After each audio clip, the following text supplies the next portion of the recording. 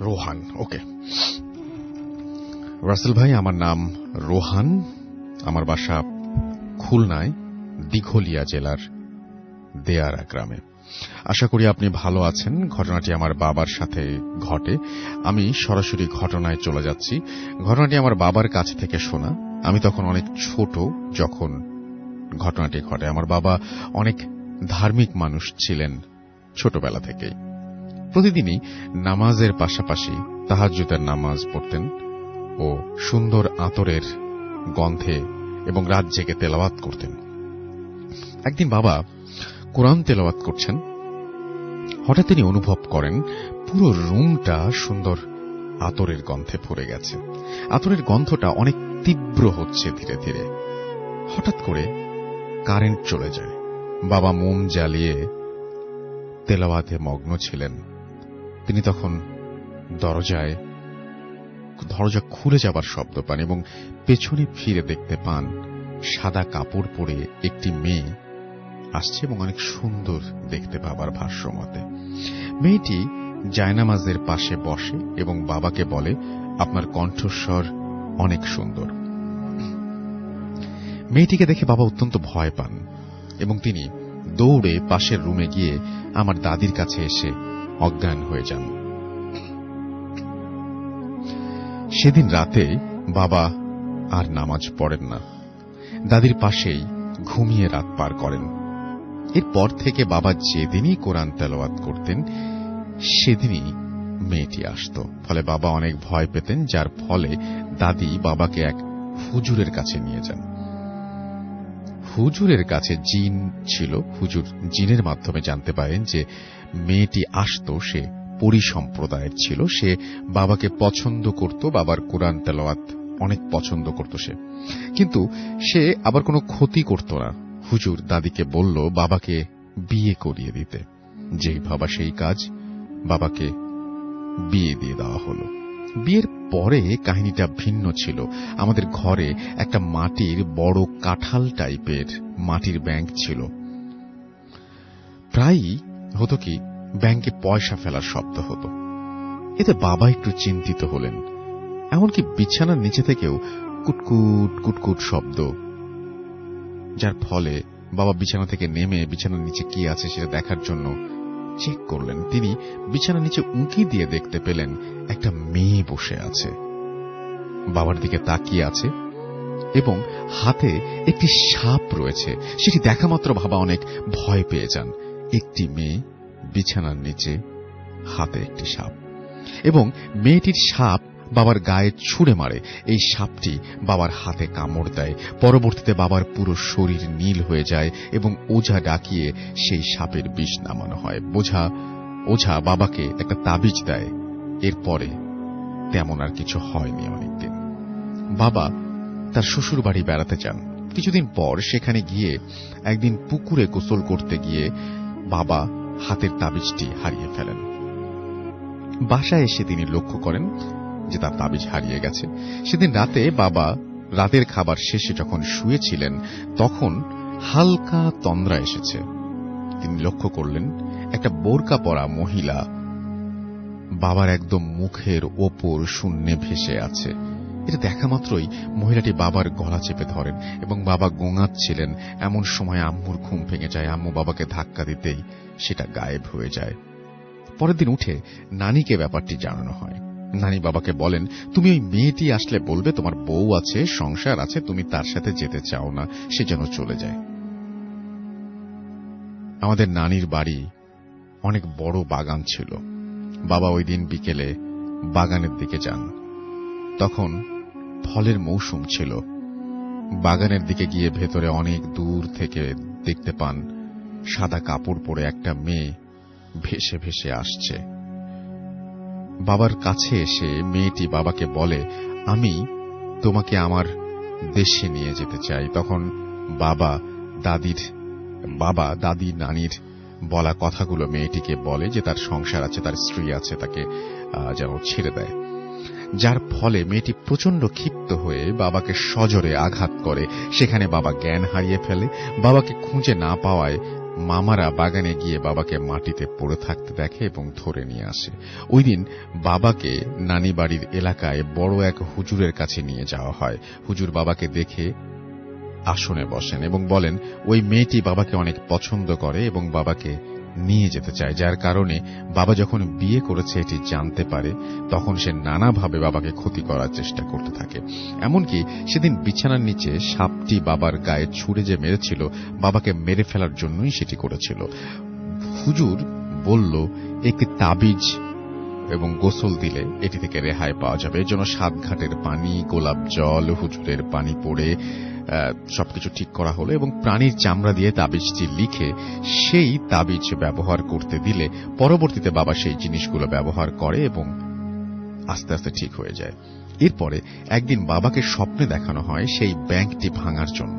পরের দিন বাবা, আমি তখন যথেষ্ট বড় হয়েছিলাম, আমি, বাবা, আম্মু সবার সামনে ব্যাংকটি ভাঙতে থাকেন।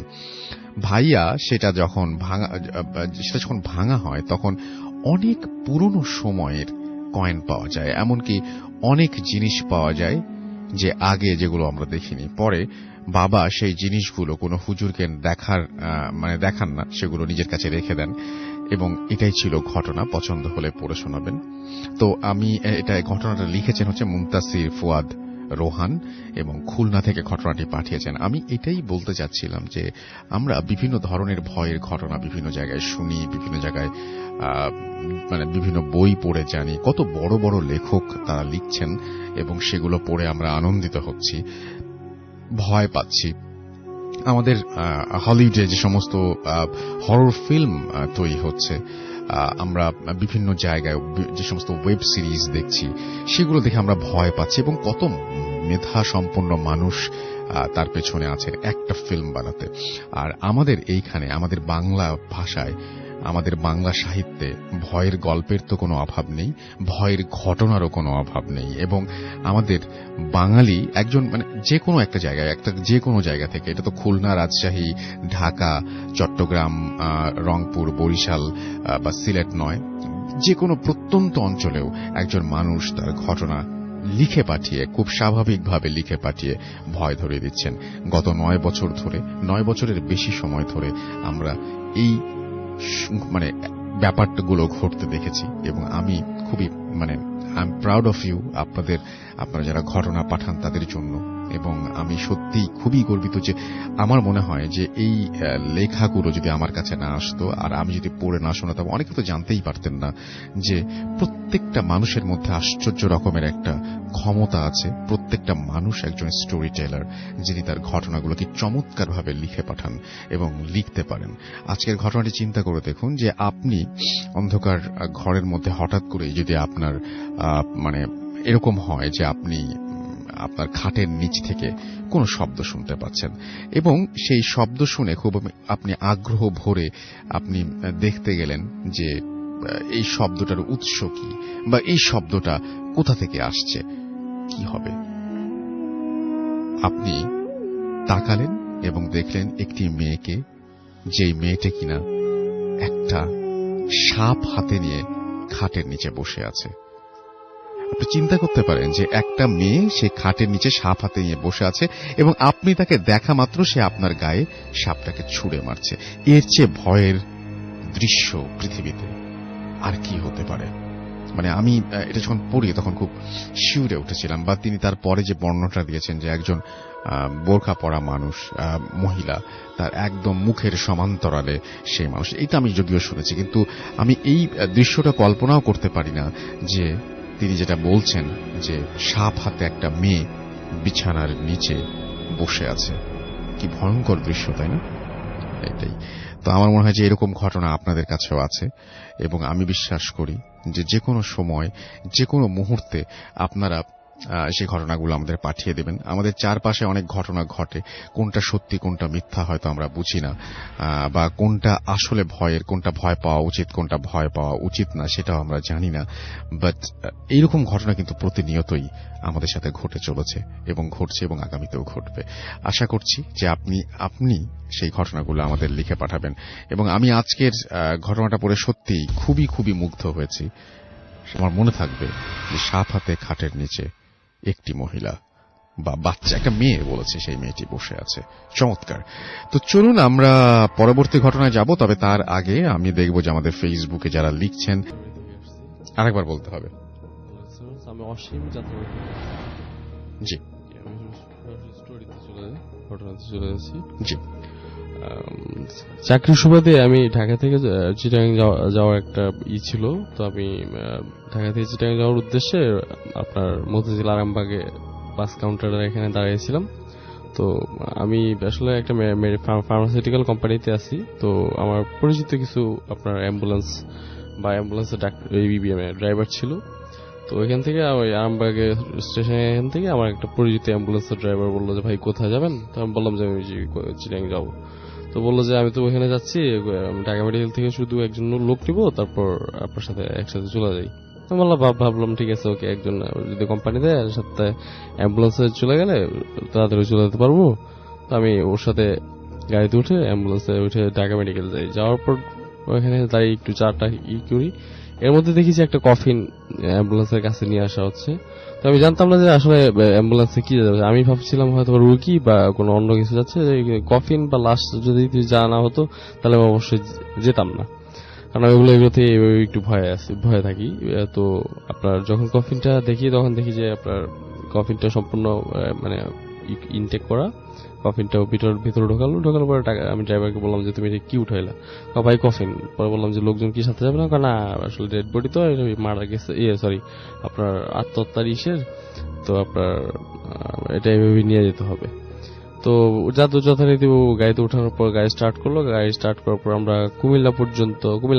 চৌদ্দগ্রাম পর্যন্ত নরমালি যাই। 14 গ্রামে যাওয়ার পর আমরা খাওয়া দাওয়ার জন্য রাস্তায় ব্রেক নিই। ব্রেক নেওয়ার পর আপনার রাস্তার পাশে, হাইওয়ের পাশে একটা রেস্টুরেন্টে খাওয়া দাওয়া করে ওইখান থেকে গাড়িতে উঠি।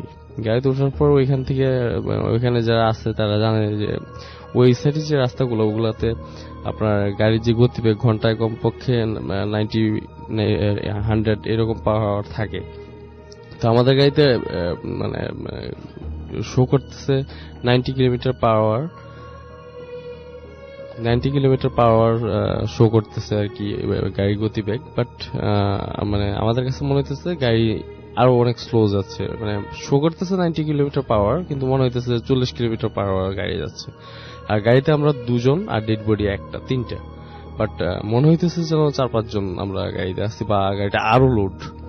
তো শরীরটা একটু ভালো লাগতেছিল। তো ড্রাইভারের দিকে আমি তাকাচ্ছিলাম। ড্রাইভার বলতেছে ভাই আপনি অন্যদিকে তাকিয়ে করেন না, আপনি সামনের দিকে তাকিয়ে থাকেন, কোনো দিকে তাকানোর দরকার নেই, আপনি আপনার মতো করেন। তো আমি কানে হেডফোন লাগিয়ে একটু চোখে তন্দ্রার মতো আসছিল। তো আমি চেয়ারের সাথে করে শুয়ে রয়েছিলাম। তো কখন যে চোখে হালকা ঘুমে আসা পরে আমি বুঝতে পারিনি। তো একটু সামনে যাওয়ার পর আইল্যান্ডের উপর দিয়ে মনে হয় দেখে নাই, বা ও কি করছে আমি বলতে পারবো না। আইল্যান্ডের উপর দিয়ে ব্রেক না করে আপনার গাড়িটা স্ট্রেট সামনের দিকে এগিয়ে নিয়ে যায়। তো এগিয়ে নিয়ে যাওয়ার পর আইল্যান্ডের উপর দিয়ে যাওয়ার সাথে সাথে আপনার প্রচন্ড একটা ঝাঁকুনি অনুভূত হয়। আমার মাথাটা গিয়ে অ্যাম্বুলেন্সের যে ছাদের সাথে বাড়ি খায়। তো প্রচন্ড ব্যথা পায়। ব্যথা পাওয়ার সাথে সাথে ড্রাইভার জিজ্ঞেস করলাম কি হয়েছে। ভাই কিছু দেখেন না? না দেখলে থাক, সমস্যা নাই, কিছু হয় নাই, আমি ফলো করি নাই, ঘুম চোখে গাড়ি চালাইতেছি, তো যাক ব্যথা পান নাই তো? না, বললাম যে না, কোনো ব্যথা পাইনি, সমস্যা নেই। আচ্ছা ঠিক আছে, আপনি পিছনে থাকেন, আপনি জাস্ট শুধু সামনে দিকে তাকিয়ে থাকেন, আমরা সমস্যা নেই, একটু করেন আর দোয়াটা পড়েন, কোনো নেই। তো ও যখন দোয়াটা পড়ার কথা বললো, বা যখন আমি ব্যথা পেলাম, তখন আমার কাছে গাটা একটু ভালো লাগলো। আমি একটু বুঝতে পারলাম যে মনে হয় কোনো প্রবলেম হচ্ছে।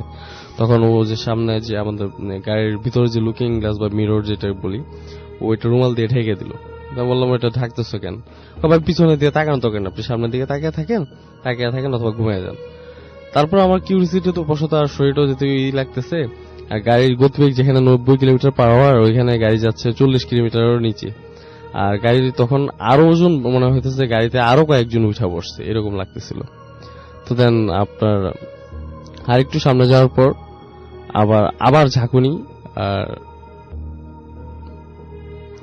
ঝাঁকুনি প্লাস আপনার গাড়িটা প্রচন্ড ভার লাগতেছিল আর ঝাঁকুনি লাগতেছিল।